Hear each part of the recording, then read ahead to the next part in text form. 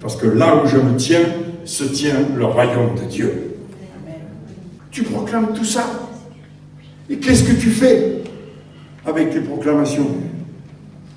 Où sont les actes qui suivent ta proclamation? Nous avons besoin, ensemble, de communion fraternelle et d'une vraie communion fraternelle. Le pain et le vin, ce Jésus qui a fait alliance avec nous. Et rappelons-nous qu'il a fait alliance avec nous, mais que nous sommes en alliance les uns avec les autres.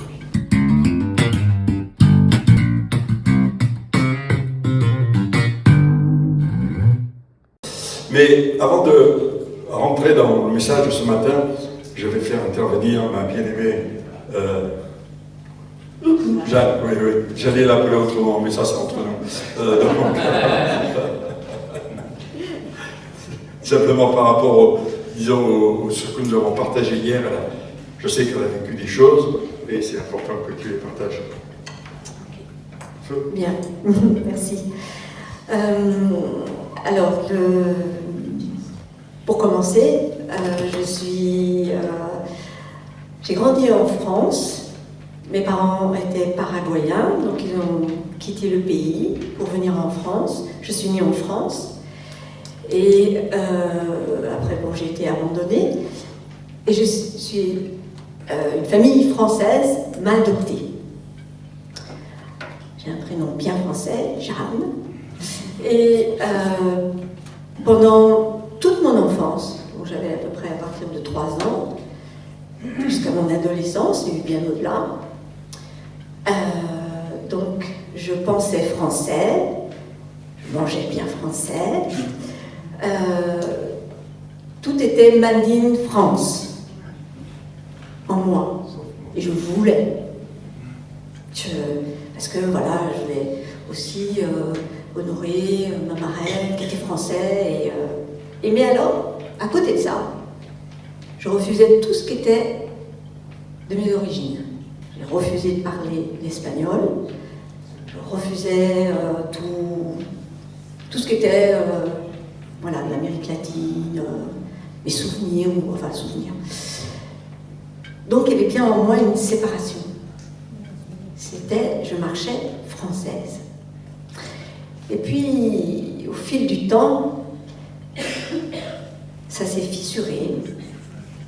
Et à 20 ans, je suis tombée en dépression, jusqu'à l'âge de 46 ans, jusqu'à temps que je rencontre le Seigneur. Mais pendant toutes ces années, j'étais évidemment pas bien. Et j'ai fait multiples thérapies, parce que voilà, je voulais aussi m'en sortir. Alors il y avait des hauts, des bas. Mais voilà, jusqu'à temps que je rencontre le Seigneur, qui me guérisse de la dépression, tout va bien. Mais en moi, j'avais toujours comme une bataille. Mais je ne savais pas trop pourquoi. Pourtant, je disais, mais je suis guérie, donc voilà. Et puis, il n'y a pas si longtemps que ça,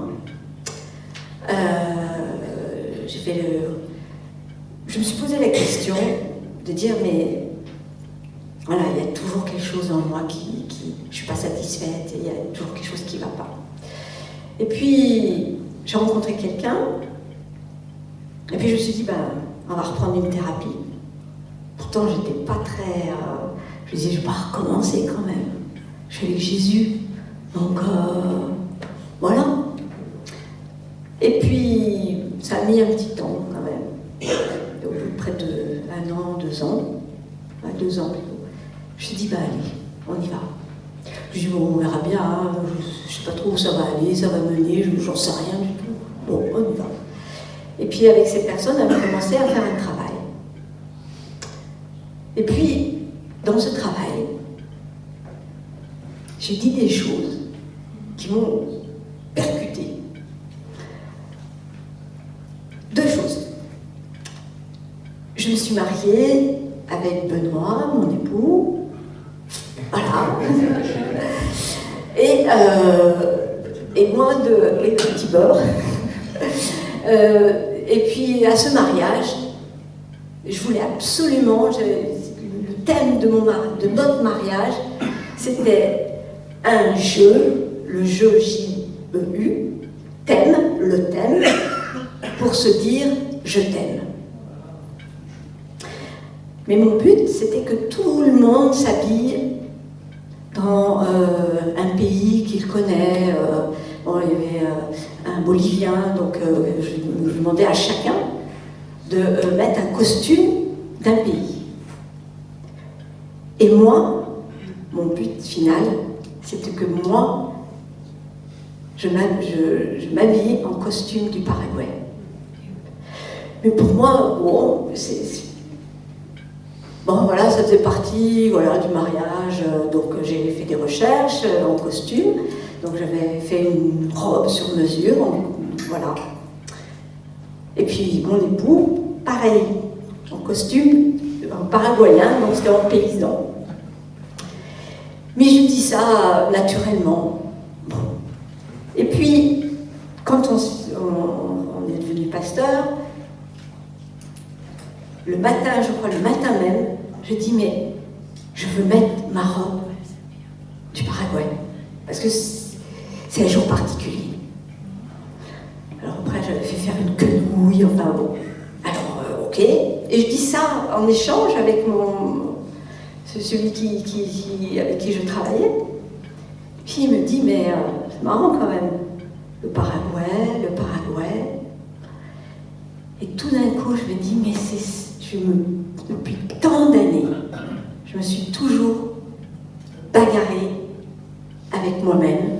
Et mon inconscient lui criait « Je veux vivre, je suis là, mes racines, elles sont là. » Et moi, « Non, t'es française, tu restes française. » Et j'ai eu toutes ces années de combat intérieur entre moi-même et mon identité, qui sont mes origines, et qui sont moi. Et je ne peux pas vivre sans moi. Et j'ai fait toutes ces années sans moi. Alors c'est pour ça que j'avais toujours des problèmes un peu d'identité, je ressemblais à l'un ou peut-être un peu à l'autre, où je disais « Ah oui, ça c'est pas mal ». Et aujourd'hui, je veux vraiment rendre grâce à notre Père, qui est merveilleux, et puis notre Seigneur, qui concilie toutes choses. Et lui m'a réconcilié avec moi-même, entre mes origines et ce que je suis. Et je voulais vraiment, entre l'inconscient et ce conscient, finalement, et puis je dis aussi, je rends grâce aussi au Saint-Esprit qui est en moi, parce que lui aussi, je pense qu'il a fait ce chemin avec moi pour m'emmener jusque-là. Et rien n'est perdu. Et je rends gloire à notre Père, à notre Seigneur et notre Saint-Esprit pour dire qu'aujourd'hui, je suis en paix. Amen.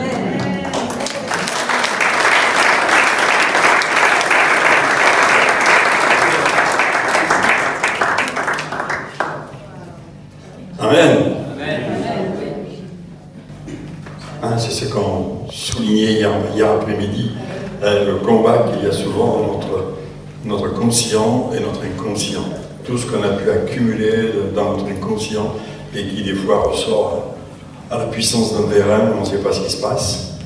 Mais en fait, tout cela, ça fait partie de la grâce et de l'amour de Dieu, non seulement de nous réconcilier avec lui, mais aussi de nous réconcilier avec nous-mêmes. Et je dirais, se réconcilier avec Dieu, j'oserais dire, c'est relativement simple. Et se réconcilier des fois avec soi-même, c'est des fois la chose la plus difficile.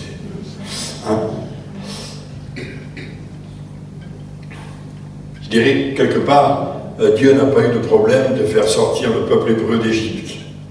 Mais là où il a rencontré plus de difficultés, c'est de faire sortir l'Égypte du peuple hébreu. Et justement, comme je le disais hier, et je vais le redire aujourd'hui parce que c'est une conviction profonde, depuis le 24 décembre, il se passe des choses dans le ciel. Et nous allons vivre quelque chose de fort que l'histoire de l'Église, et je vous assure que je connais l'histoire de l'Église, je l'enseigne, Il ne s'est jamais produit quelque chose d'aussi fort que ce qui va se produire dans les prochains temps. Ça, c'est une réalité. Et je ne parle pas que de réveil, je parle de réforme. Parce que bien souvent, quand nous, les évangéliques, charismatiques, charismaniaques et beaucoup charismatiques, on parle de réveil et on dit ouais, ça sera super, super. Mais je pense que quand on étudie les réveils de l'histoire de l'Église, et même les plus récents, on se rend compte que c'est resté entre nous. Je dirais, on s'est caressé le nombril entre nous. Oh, alléluia, gloire à Dieu. Alléluia, Coca-Cola, c'est formidable. Mais c'est pas aller plus loin. Et je suis convaincu que si nous voulons voir quelque chose de vrai de la part de Dieu, c'est non seulement un réveil, mais c'est une réforme. Nous sommes les agents du royaume de Dieu. Et ne pensons pas que le réveil va venir indépendamment de nous. On l'attend comme s'il allait tomber. Boum! Oh, il est là. Ça, c'est la société de consommation. Il ne faut pas faire beaucoup d'efforts, mais on va le recevoir. Eh bien non, nous sommes les agents du royaume. Et justement, par rapport à ce qu'on disait hier, c'était le préambule de ce que Dieu veut faire dans nos vies pour vraiment être des agents du royaume, pour être vraiment libérés de tout ce qui peut nous retenir. Hier après-midi, l'équipe de louange a beaucoup insisté sur la puissance. Alors j'ai rien contre la puissance, je vous rassure. Mais pour recevoir et pour actionner la puissance de Dieu dans nos vies, il faut quelque part qu'on soit débarrassé. Comme je disais hier après-midi, les 3/4 du temps, on cherche à prendre une douche avec un parapluie. Parapluie ouvert, cela s'entend. Alors c'est sûr que ça a très peu d'effet. On voit les gouttes tomber. Oh, c'est chouette. Non. Ce que Dieu veut, c'est que nous soyons agents du royaume. Et justement, à la veille de ce qui va se passer, c'est un petit peu ce que nous dit le livre de Josué. En fait, bien souvent, quand on lit l'Ancien Testament, c'est l'histoire. Et c'est vrai que même dans la classification des différents livres, il y a les livres poétiques, les livres prophétiques, les livres historiques, et puis on les lit en se disant ben, c'est bien beau tout ça, mais c'est accompli. Donc l'intérêt, il est où? À part de réviser l'histoire. Non. C'est ce que Dieu a écrit. Et comme dit l'apôtre Paul, ces choses ont été écrites pour nous servir d'exemple, pour que nous allions plus loin. Et le livre de Josué commence d'une façon bizarre. C'est le seul livre de la Bible qui commence par une nécrologie. Après la mort de Moïse. Ce qui veut dire que, quand nous lisons le livre de Josué, nous sommes dans la deuxième situation du peuple d'Israël, qui est sorti d'Égypte et qui se trouve pour la deuxième fois devant un endroit où ils vont devoir passer le Jourdain pour entrer dans le pays promis. Géographiquement, la première fois et la deuxième fois, ils ne sont pas au même endroit. Mais il y a quelque chose d'impressionnant, et j'aime souligner cela. C'est que on sait, et nous connaissons tous, l'histoire de Moïse, comment il a été appelé par Dieu, le buisson ardent, et tout ce que Dieu lui, dans l'Exode 3 et dans l'Exode 4, tout ce que Dieu lui a dit. Parce qu'en fait, il était curieux, Moïse. C'est quoi ce buisson qui brûle et qui ne se consume pas? Je vais aller voir ce qui se passe. Et quand il arrive, on va dire dans le périmètre, près de ce buisson qui ne se consume pas, la voix de Dieu se fait entendre. Et la première chose que Dieu lui dit, ôte tes chaussures, car tu te tiens sur une terre sainte. Et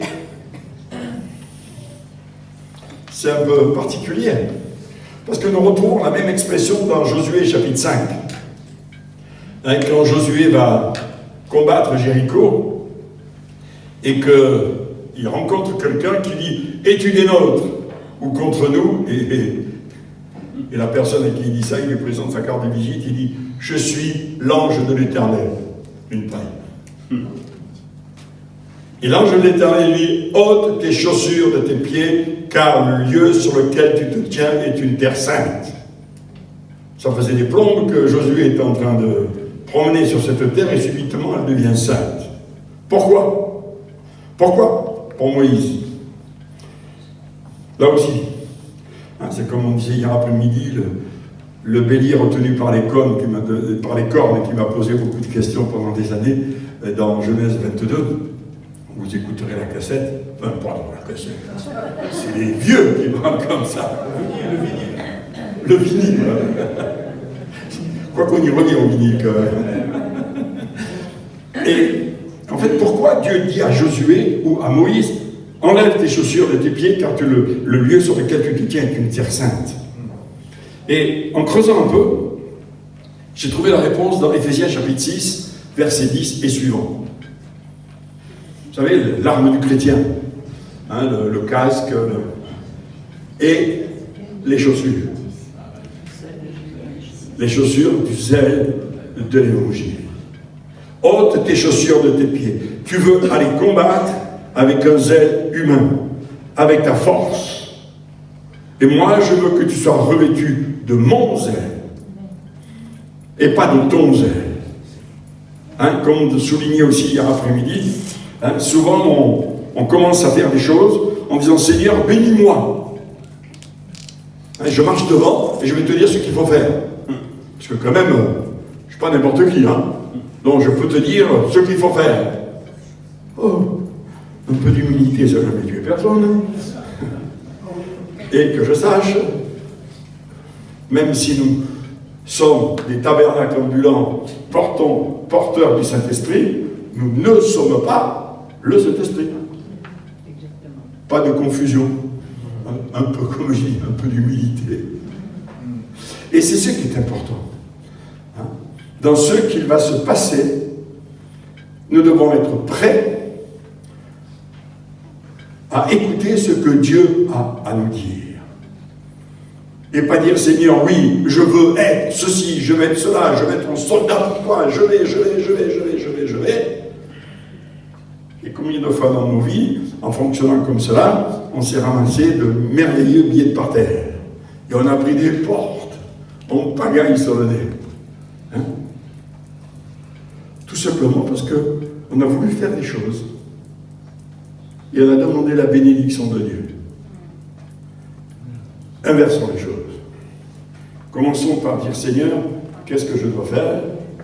Et une fois que tu me diras ce que je dois faire, je sais qu'à ce moment-là, si j'obéis, tu vas me bénir. C'est pas tout à fait la même chanson. Donc, Moïse est mort. Ça veut dire qu'il s'est passé des choses. Hein? Et nous connaissons tout ce que le ministère de Moïse, hein, il est allé auprès de Pharaon, il y a eu ces 10 plaies, donc comme je disais aussi hier, et la Bible dit qu'il y a certaines plaies qui n'ont pas touché le territoire de Goshen, et puis ils sont sortis.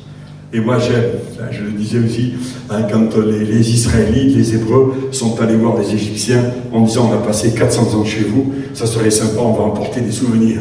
Et ils ont raclé. Quoi. Tout ce qu'il y avait à prendre, ils l'ont raclé. Moi je trouve ça extraordinaire. Bon, ça n'a pas forcément porté bénédiction après, parce qu'avec ceux qu'ils avaient remorqué, ils ont fait un gros d'or. Ok. Mais en tout cas, qu'est-ce que la Bible nous dit quand Josué déclare, le livre de Josué déclare, après la mort de Moïse? Ça veut dire qu'on ne peut pas dire que tout ce qu'a vécu Moïse n'était pas dans la volonté de Dieu. Ce serait de la folie de dire ça. Ils ont quand même vécu avec et grâce à lui, par l'obéissance qu'il avait avec Dieu, des grands miracles. Hein? On disait hier quand même, la mer Rouge, enfin c'est la mer des joncs, c'est pas mal. 1,5 million de personnes qui passent à travers, à sec, entre deux murs d'eau, c'est pas mal. En moins qu'un million, bien sûr. La mer Rouge, pour vous, c'est c'est une cuvette déviée, quoi. Hein. C'est rien par rapport à tous les miracles que vous vivez. Et puis il y a eu la colonne de feu, chauffage central du désert, il y a eu la nuée, parasol du désert, il y a eu la manne. Ça, c'était quand même chouette pour les femmes. Pas se casser le bol tous les matins à dire qu'est-ce qu'on va manger à midi. Ah, ça, c'était le pire. Je pense que ma femme aurait bien aimé être là à ce moment-là. La baguette. Ah, chérie, tu as des disciples. Eh oui. Et puis il y a eu le kilomètre cube de caille. Ils ont voulu de la viande, ils ont voulu aller 1 mètre cube. Allez, c'est bon, boum. 1 kilomètre cube. Et c'était pas du prêt à cuire, hein. Il fallait les plumer. Et puis plein de choses comme ça. Donc, dire que ce qu'a vécu Moïse et que le peuple a vécu avec Moïse n'était pas de Dieu, ça serait de la folie. Mais Dieu est en train de dire, ok, vous avez vécu tout ça. Mais maintenant, stop. Il va se passer quelque chose de nouveau. Et c'est ce que Dieu est en train de dire à son Église aujourd'hui. Pas simplement à vous, Église de Millau, mais à l'ensemble de l'Église qui veut écouter Dieu. Stop! Laissez votre passé au passé. Qu'il soit glorieux, qu'il ait été traumatisant, laissez le passé au passé. Moi, je suis là, d'une part, pour guérir votre passé traumatisant. Et puis, deuxièmement, je veux que les choses anciennes soient passées. Que toutes choses deviennent nouvelles. Et c'est ce que Dieu veut faire dans nos vies, c'est ce que Dieu veut faire dans notre pays. Même si, quand on regarde les informations, on n'a pas l'impression que ça va prendre le chemin. Mais Dieu est souverain. Hein, quand on lit les prophètes, on dit c'est le Dieu de l'univers et le Dieu d'Israël. Et donc on peut dire c'est le Dieu de l'univers, c'est le Dieu d'Israël et c'est le Dieu de l'Église. Amen. Ça change tout. Qu'est-ce que nous avons tellement tendance à ressasser notre passé? Que ce soit les bénédictions. Oh, j'ai été béni. Puis en général, on dit ça avec le. Vous savez, il y a une caricature spirituelle pour dire des choses comme ça. On met la tête à 2h10, les yeux légèrement dans le vague. Oh, qu'est-ce que j'ai été béni. Hein? Je me rappelle, quand on avait nos enfants au bas âge qui étaient à la maison, alors bien sûr, avant le repas, on priait, on chantait, et puis on chantait que le pain d'hier est rassis et le pain de demain n'est pas cuit. Merci Jésus pour le pain d'aujourd'hui. Et vous n'allez pas me... Je vais être gentil. Hein? Vous allez arrêter de ressasser vos bénédictions du passé. J'ai une mauvaise nouvelle. Elles sont racies. Elles sont racies. Qu'elles n'en peuvent plus. Pourquoi? Parce que Dieu est le Dieu de l'aujourd'hui. Certes, il est aussi le Dieu de demain, mais avant tout, il est le Dieu d'aujourd'hui. Et c'est ce que nous dit l'auteur de l'Épître aux Hébreux. Si aujourd'hui, vous entendez sa voix, n'endurcissez pas vos cœurs. Il ne dit pas demain, il dit aujourd'hui. Comme diraient mes amis siciliens, adesso, maintenant. Donc votre passé, laissez-le derrière. Vous avez besoin de guérison sur votre passé? Pas de problème. Demandez-la maintenant et il vous l'accorde maintenant. Arrêtez aussi par rapport à tout ce que vous avez pu vivre en disant, j'ai presque en donnant des ordres à Dieu. Seigneur, tu vas faire. Pardon. À qui tu donnes des ordres? Hein? Oh, le royaume de Dieu, c'est pas le casino du coin. Hein? On n'arrive pas avec son cahier et sa liste de commission. Seigneur fait que, Seigneur fait que, Seigneur fait que, Seigneur fait que. Quelle est la dernière parole de Jésus sur la croix? Tout est accompli. Donc, si j'ai tout accompli, c'est à vous de faire. Exactement. C'est pas plus compliqué que ça. Mais est-ce que je suis prêt à faire? Ça, c'est, comme dirait le petit lion, c'est une autre histoire. Hein, comme on disait hier souvent, c'est que je ne suis pas digne, je ne suis pas. Nous sommes des CC, des caliméros chrétiens. Toujours en train de dire, oui, mais tu comprends, moi je ne suis pas ci, je ne suis pas là. Oh!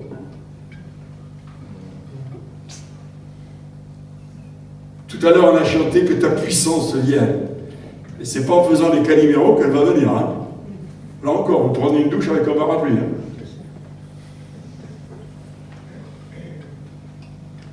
Et laissez le passé au passé. Je veux faire toutes choses nouvelles. Amen. Et c'est ce que Dieu dit à Josué. Hein? Moïse, mon serviteur, est mort. Maintenant, lève-toi et passe le Jourdain. Toi et tout le peuple pour entrer dans le pays que je donne aux enfants d'Israël. C'est-à-dire le pays promis. Ce pays que j'ai promis il y a des milliers d'années à un homme qui s'appelait Abraham. Et ça, mes amis, c'est un encouragement extraordinaire pour chacune de nos vies. C'est que Dieu ne se repent pas des dons qu'il donne. Dieu ne se repent pas des promesses qu'il fait. Dieu n'est point un homme pour mentir, ni fils de l'homme pour se repentir. Ce qu'il a dit, il le fera. Et il le fera avec vous, si vous le voulez, ou il le fera sans vous. C'est à vous de choisir. Ça, c'est une réalité biblique. Et c'est encourageant de savoir que Dieu ne se repent jamais des dons qu'il donne. C'est pour ça que quand on me fait chanter le chant « Béni soit l'Éternel qui donne et qui reprend », c'est une hérésie monumentale. Et j'ai fait changer ces paroles dans plein d'églises. Et j'en suis très fier. Dieu ne se repent pas des dons qu'il donne. Dieu ne se repent pas des promesses qu'il fait. Et la preuve, le pays qu'il a promis à Abraham, regarde à l'est, regarde à l'ouest, regarde au sud, regarde au nord, tout ce que tu vois, je le donnerai à ta descendance. À ce moment-là, quand Dieu dit ça, Abraham n'avait pas d'enfant. Oh! Je pense que dans sa tête, au père Abraham, ça a dû faire la machine à laver, le mot d'essorage. Qu'est-ce qu'il dit? Mais il a accompli sa promesse. Et la parole et le texte des Hébreux ne nous dit pas que Dieu est le même hier, aujourd'hui et éternellement. Alors, et c'est dans ce Dieu-là que nous croyons. Ce Dieu qui est le même hier, aujourd'hui et éternellement. Ce Dieu qui a accompli ses promesses dans le passé et qui va accomplir ses promesses dans le futur. Amen. Et oui, tu vas passer le Jourdain. Et il donne cette promesse au verset 3, qui en général est toujours sous mes chaussures. Josué chapitre 1er, verset 3. Tout lieu que foulera la plante de votre pied, je vous le donne. Parce que là où je me tiens, se tient le royaume de Dieu. Là où je me tiens, se tient le royaume de Dieu. Et là où je me tiens, le Saint-Esprit est. Parce que je suis un tabernacle ambulant. Le Saint-Esprit est là. Oui, je sais. Avec l'âge, c'est l'autorité qui grandit. Comme j'ai dit à ma femme, ne t'inquiète pas, tant que tu as les bras assez longs pour faire le tour, c'est pas très grave. C'est pas quelque chose qui lui plaît beaucoup, enfin bon. Eh oui, là où je me tiens, Dieu est. Alors, il va dire quelque chose d'important à Moïse, à Josué. quand il dit au verset 4, « Vous aurez pour territoire depuis le désert et le Liban jusqu'au grand fleuve, le fleuve de l'Euphrate, tout le pays des Étiens jusqu'à la grande mer vers le soleil couchant. » Ah, pour ce que Dieu veut faire, là, dans l'Église, il nous donne des directives. Comme j'ai dit, la première directive, c'est de laisser le passé au passé, quel qu'il soit. Et la deuxième chose, sachant que nous sommes dans la volonté de Dieu, c'est d'avoir une vision claire de ce que Dieu va faire. Souvenez-vous ce que dit Jésus dans les évangiles. Je vous appelle plus serviteur, mais je vous appelle ami. Je ne vous appelle plus serviteur, je vous appelle ami. Hein? Et puis, dans Genèse 18, au verset 17, cacherai-je à Abraham ce que je vais faire? Pourquoi? Parce qu'Abraham était l'ami de Dieu. Et nous sommes les amis de Dieu. D'où l'importance, avant de se lancer dans quoi que ce soit, c'est de savoir ce que Dieu veut faire et comment il veut le faire. C'est-à-dire avoir une vision claire de sa volonté. Bien souvent, nous avons perdu du temps, de l'énergie à nous engager sur des chemins sur lesquels Dieu ne nous avait jamais demandé de passer. Mon ami Jacques, pasteur de Castres, qui est décédé depuis quelques années, c'était mon ami intime, mon alter ego. Il avait un ami, moi je n'ai pas connu cet homme, mais c'est quelque chose qui l'avait marqué. C'est un homme qui un jour est allé à l'hôpital, devait être hospitalisé, et cet homme sur son lit d'hôpital disait « Seigneur, je ne comprends pas pourquoi tu m'amènes là. Ça fait des années que je te sers. Pourquoi je suis là ?» Il a dit quand même, Seigneur, regarde tout ce que j'ai fait pour toi. Et le Seigneur lui dit, ok. Et le Seigneur lui fait passer le film de sa vie. Partout où il a été dans le monde, toutes les missions qu'il a accomplies. Et le gars sur son lit d'hôpital dit, tu vois quand même, Seigneur, c'est pas mal, oh. Ça mérite au moins une accessite, sinon plus. Et Dieu lui fait repasser le film. Il rembobine la cassette et il lui fait repasser le film. Et à chaque étape du film, Dieu lui dit, ça, je ne te l'avais pas demandé. Ça, je ne te l'avais pas demandé. Ça, je ne te l'avais pas demandé. C'est-à-dire que sur mon métrage, il restait à peine un très court métrage. Et là, la personne a dû se repentir. Seigneur, pardon. Je comprends pourquoi tu m'as amené là. Pour me repentir. C'est ce que dit Moïse au psaume 90. Rachetons le temps. Apprends-nous à racheter le temps. Alors, quand je dis ça, c'est pas pour nous culpabiliser en disant ouais, j'ai fait plein de choses que j'aurais pas dû faire, ça. On va prendre le sac à cendre et puis machin. Non, non. Mais simplement, Dieu nous dit, je vais faire des choses nouvelles. Je veux que vous laissiez votre passé au passé. Et je veux aussi que vous ayez une vision claire de ce que je veux faire pour l'Église, pour le monde, avec chacun d'entre vous. Et ce que je vais demander à l'un, je ne vais pas forcément le demander à l'autre. Parce qu'on est souvent dans nos églises, on est un peu comme dans la cour de récréation de gamins de CP jusqu'au CM2. Quoi. Ouais, mais moi je veux faire comme toi, je veux faire, comme dit mon épouse, qui est un super exemple à ce niveau-là, c'est des gamins qui jouent au ballon, et puis il y en a un qui est jaloux comme une teigne parce qu'il veut le ballon, parce qu'il n'a pas de ballon. Mais c'est pas qu'il a envie de jouer, c'est qu'il a envie de s'accaparer le ballon. Puis quand il aura le ballon, ils vont embêter tous les autres parce que les autres ne pourront pas jouer. Non, voilà. Et combien de fois dans nos églises, un peu d'humilité, on rivalise avec la capacité que l'autre a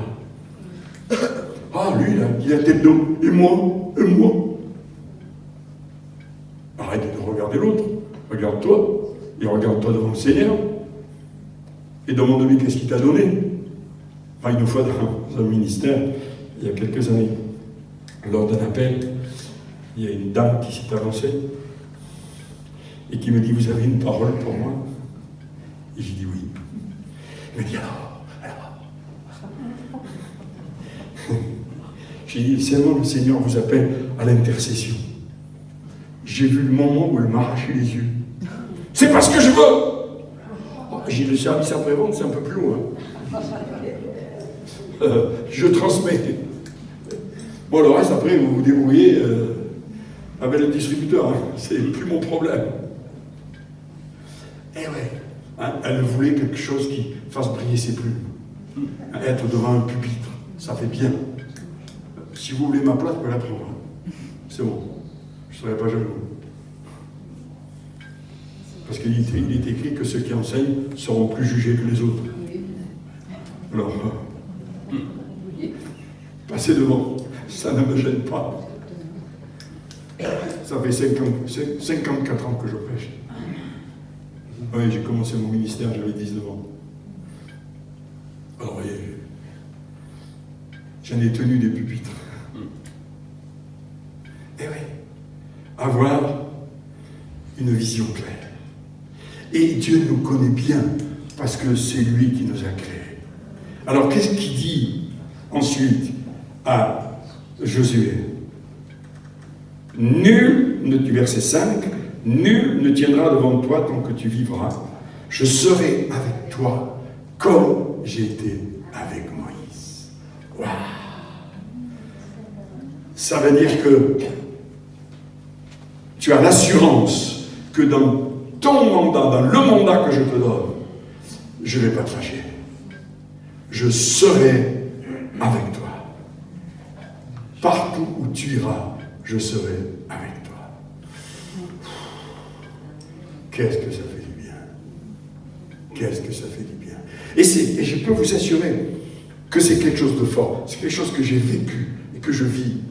Hein? Notre maison, là où nous habitons, est à 70 mètres de nos bureaux de la société. Ouais, 100 mètres au maximum, hein, les bâtiments des bureaux qui sont juste à côté. Et souvent, quand nous avons traversé des difficultés dans la société, même si j'étais convaincu que ce que Dieu m'avait demandé de faire, je l'avais fait parce que j'étais dans sa volonté, ça ne me gênait pas du tout de savoir ça. Mais combien de fois, en traversant le parking, j'ai essayé, oh, c'est ta boutique, hein, c'est pas la mienne. Hein. Donc tu as dit que tu serais avec, donc maintenant tu te débrouilles, hein, parce que le patron c'est toi, moi je suis que le gérant. Hein. Donc tu vas commencer à te bouger un peu, parce que là je trouve que c'est un peu lent. La réaction est lente. Mais je savais que j'étais dans la volonté de Dieu. Et ça, mes amis, on ne peut pas l'enlever. Et c'est une telle assurance. Hein. Ce n'est pas l'assurance et la garantie que tout va bien se passer, hein, quand on va avoir les tapis rouges, les majorettes et les bouquets de fleurs. Je vous rappellerai juste que le serviteur n'est pas plus grand que le maître. Et on sait comment le maître a fini. Donc, pas de souci à ce sujet, mais je sais. Et le je sais, qu'est-ce que c'est rassurant. Hein, c'est ce que déclarait Job quand il a compris. Je sais que mon Rédempteur est vivant et que c'est lui qui se lèvera le dernier sur la terre. Waouh! Et en fait, c'est cette assurance que dans ces temps qui arrivent, c'est dans ces temps que Dieu veut nous donner cette assurance. Hein, de ne pas être des chancelants. Ah ouais, mais aujourd'hui ça va bien. Hein, le matin on prend son pouls. Ah, alléluia, Seigneur. Qu'est-ce que c'est bon de t'avoir pour Père. Alléluia. Et le lendemain matin, oh, je ne sens plus mon pouls. Il est où Dieu? Il est où Dieu? Alors on le cherche partout. Comme il y a une vieille dame qui avait perdu son dentier, on va même sous le lit voir s'il n'y a pas la balade. On sait jamais. Au cas où il jouera cache-cache. Hey oh! Eh oh! J'ai l'assurance, ce que disait l'apôtre Paul, j'ai l'assurance, Romains 8, que ni la mort, ni la vie, ni rien, aucune domination, hein, ne pourra me retirer de l'amour de Dieu manifesté en Jésus-Christ. Ça, c'est ce que je suis.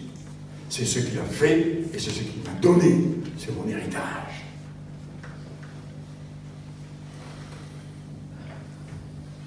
Et puis, il continue. Et c'est intéressant. Parce qu'il y a le verset 7.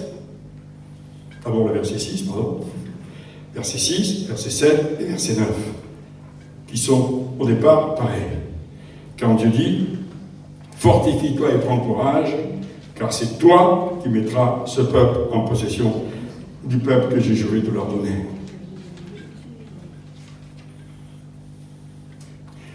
Et oui, Dieu nous connaît bien. Il nous a donné des promesses. Mais il sait aussi qu'on peut être faible. Et ce n'est pas un péché. Et seulement, il nous encourage. Fortifie-toi. Fortifie-toi, parce que je t'ai donné ce mandat. Et je veux que ce mandat, toi, tu l'exerces.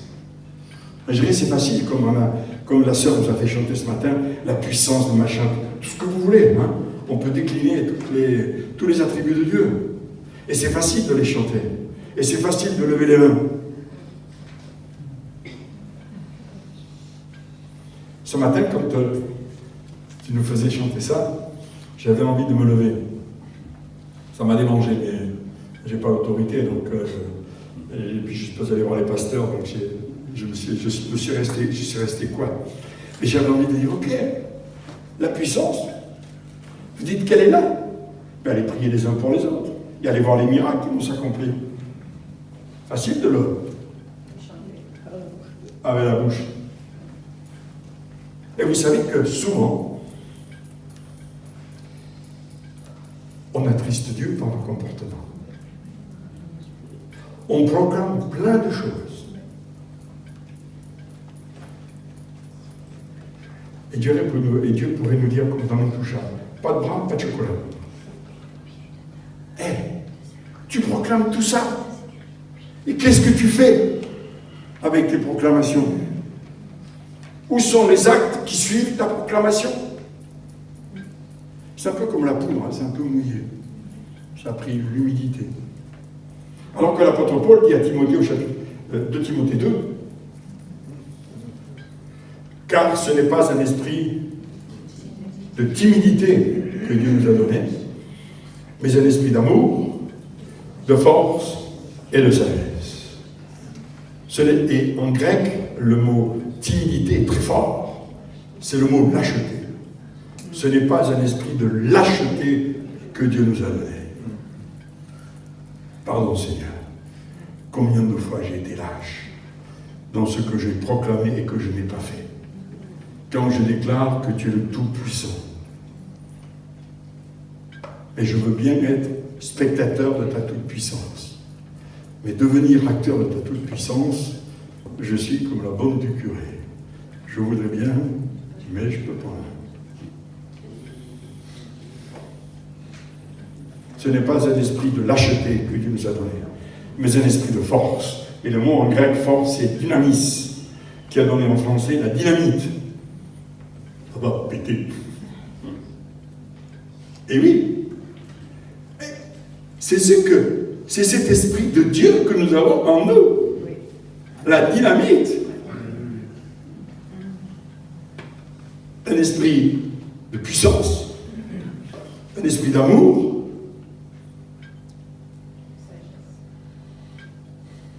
Je t'aime moi non plus.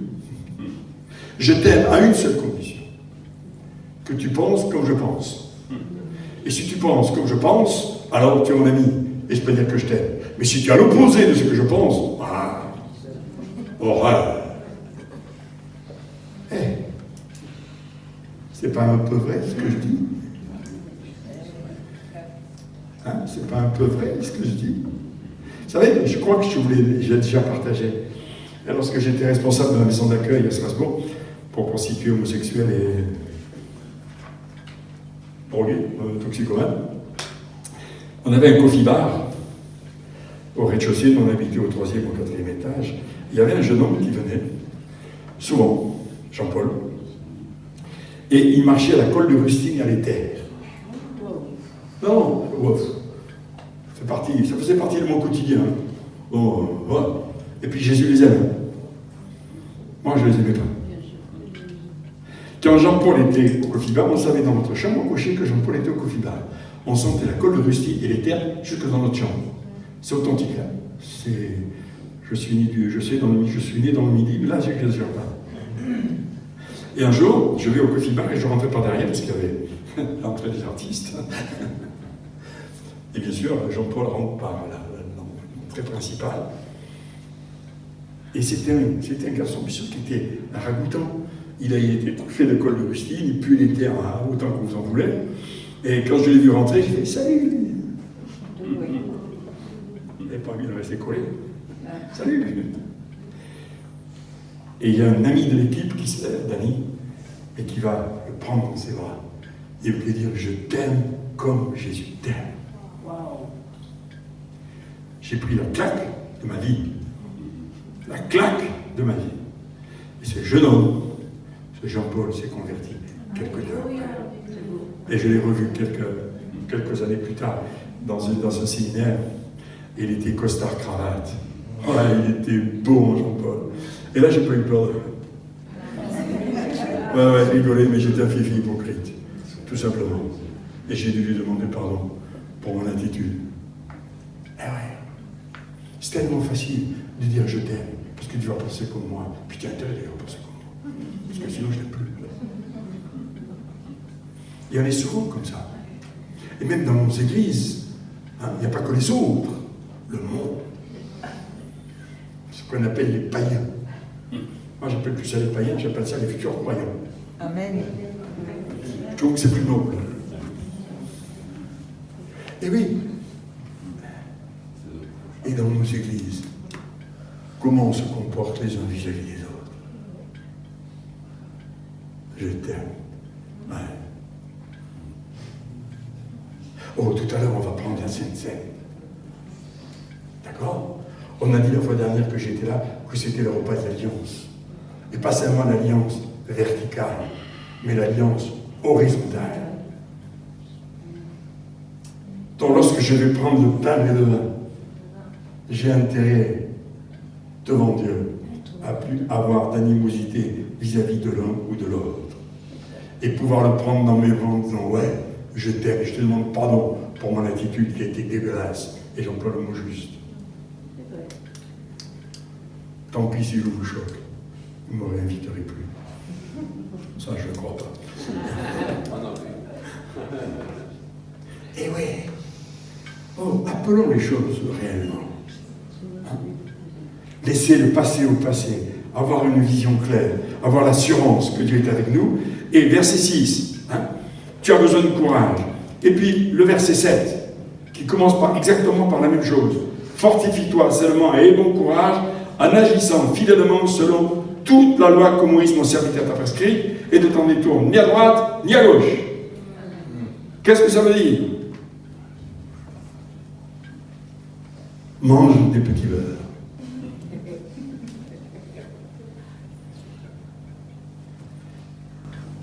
Et puis ça ne ment pas, la parole, ce que Dieu est capable de te dire. Bon, je sais que je rends ma femme jalouse, parce que moi j'entends Dieu quand il me parle avec mes oreilles. Là. Lui, il parle par les versets du petit beurre. Moi, je l'entends dans mes oreilles. C'est comme ça. Ne soyez pas jaloux, mais c'est comme ça. Est-ce que je suis prêt à me conformer aux exigences de la parole? Vous vous souvenez d'un des enseignements que j'avais donné? Et j'avais un gobelet en plastique avec de l'eau, et puis j'ai mis 3 gouttes d'encre dedans. Et quand je l'ai brassé, toute l'eau est devenue bleue. Ça veut dire que la moindre chose qui ne sont pas conformes à la parole de Dieu teinte notre vie. Et l'apôtre Paul, dans Éphésiens 4, il dit à la fin, ceux qui pratiquent de telles choses n'entreront pas dans mon royaume. Seigneur, n'avons-nous pas guéri les malades en ton nom? N'avons-nous pas prophétisé? N'avons-nous pas? Dors! Je ne vous connais pas. que simplement vous n'avez pas été soumis à ma parole. Je suis très... Ça fait plus d'un an que le Saint-Esprit me travaille. Et j'aime quand il me travaille. Ça veut dire qu'il veut me faire grandir. Hein, quand l'apôtre Paul nous dit « Vous êtes le temple du Saint-Esprit ». Est-ce que dans un lieu sacré, est-ce que dans un lieu saint, on irait apporter quelque chose qui souillerait ce lieu? Non.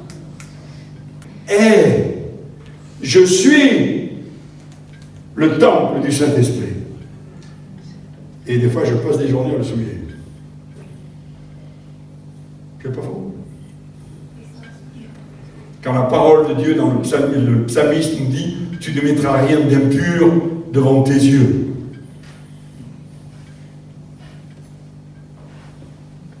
Facebook. L'arbre de la connaissance du bien et du mal. TikTok et tout le reste. Si vous voulez mettre des choses impures devant vos yeux, passez du temps dessus. C'est que le problème après, il faut se repentir. Mais si on se repent, c'est qu'on ne va pas recommencer. Eh ouais. Ça, c'est le deuxième fortificatoire. Et le troisième, verset 9, fortifie-toi et prends courage, ne t'effraie point, ne t'épouvante point, car l'Éternel, ton Dieu, est avec toi dans tout ce que tu entreprendras. C'est le psaume 1, verset 3. Un arbre planté près des courants d'eau, qui donne son fruit en sa saison.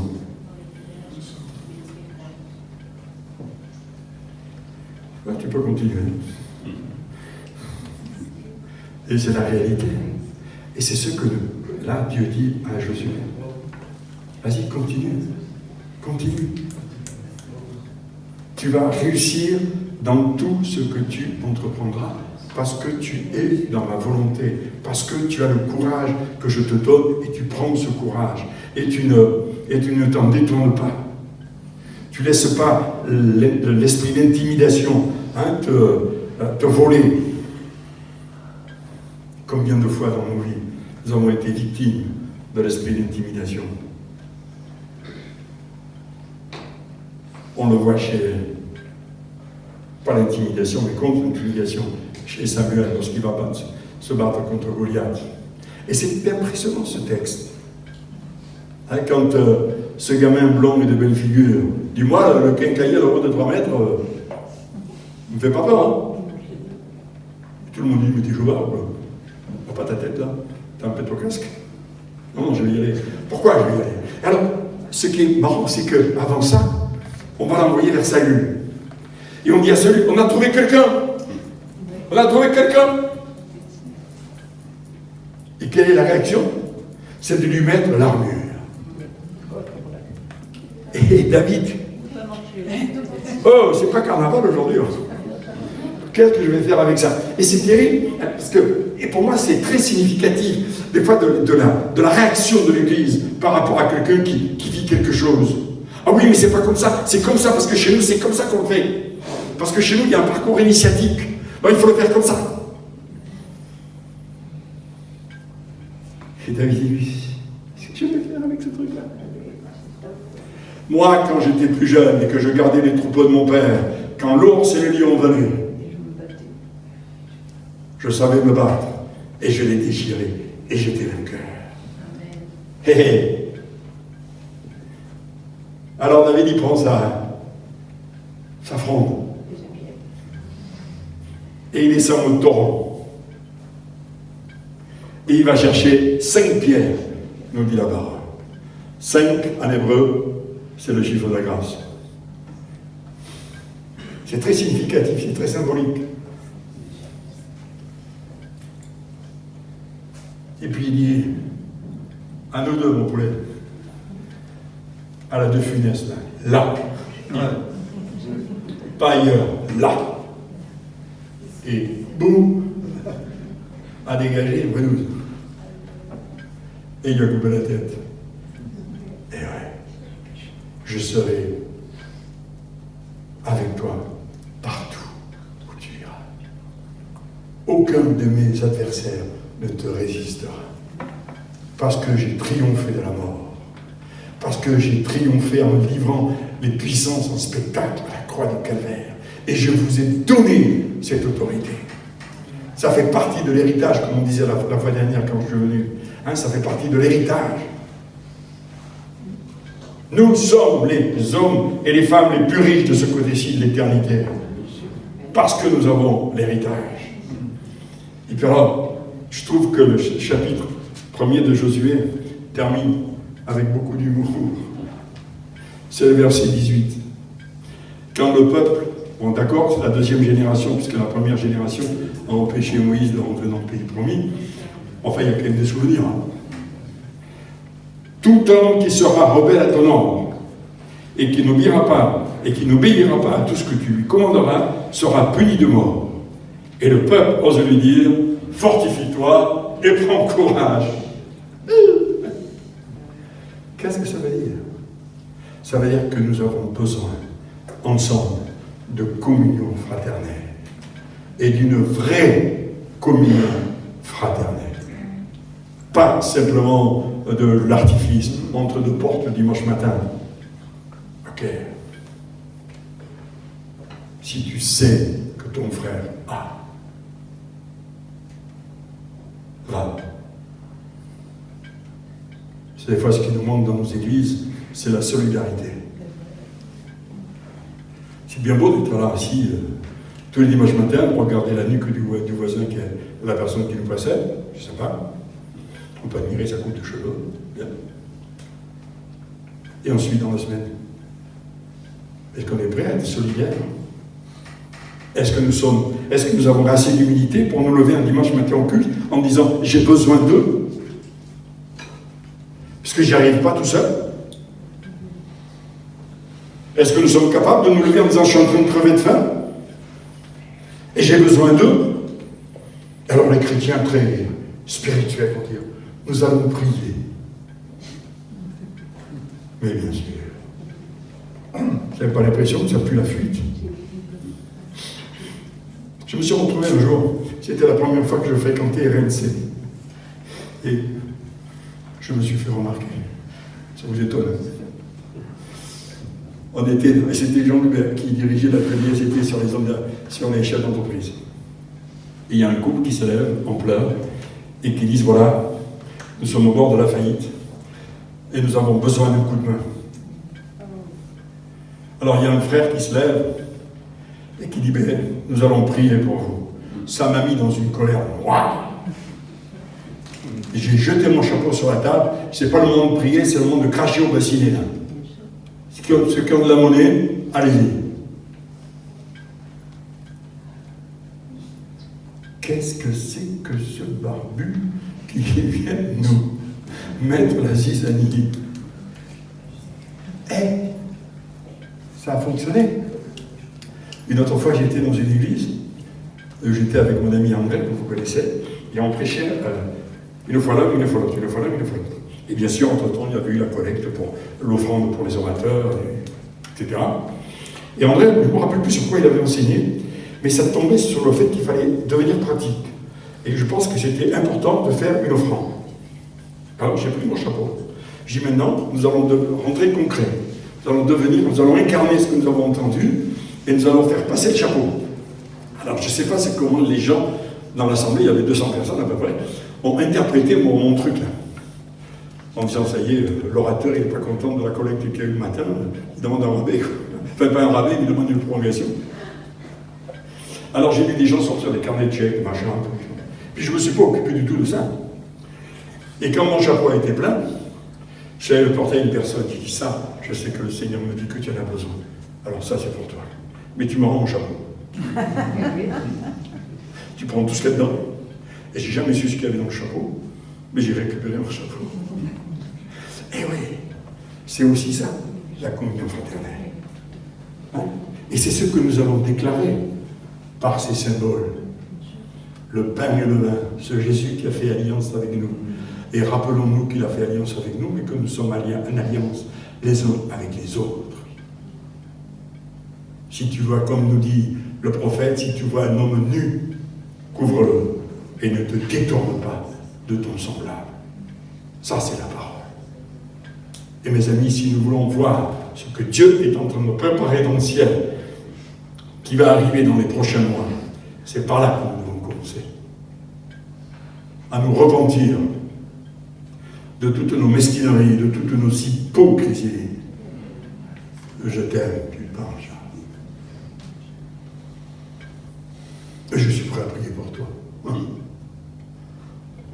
Pour le reste, on verra plus tard. Eh oui. Alors en effet, on va prendre la scène ce matin. On va la prendre maintenant. Je ne vais pas faire d'introduction à la Sainte Seine. Juste vous rappeler ce que dit l'apôtre Paul dans 1 Corinthiens 11, que celui qui mange et boit sans discerner le corps du Seigneur, mange et boit un jugement contre lui-même. Ok? Ça, c'est un verset qu'un de mes paroissiens, avec horreur, que je cite. Tellement il se sentait bien. Alors on va prendre cette Sainte Seine. On va la prendre dans la joie. Hein? On n'est pas au monument mort. On est là parce qu'il est ressuscité. Et parce qu'il veut que nous vivions la dimension du royaume, cette dimension verticale et cette dimension horizontale. Amen. Amen.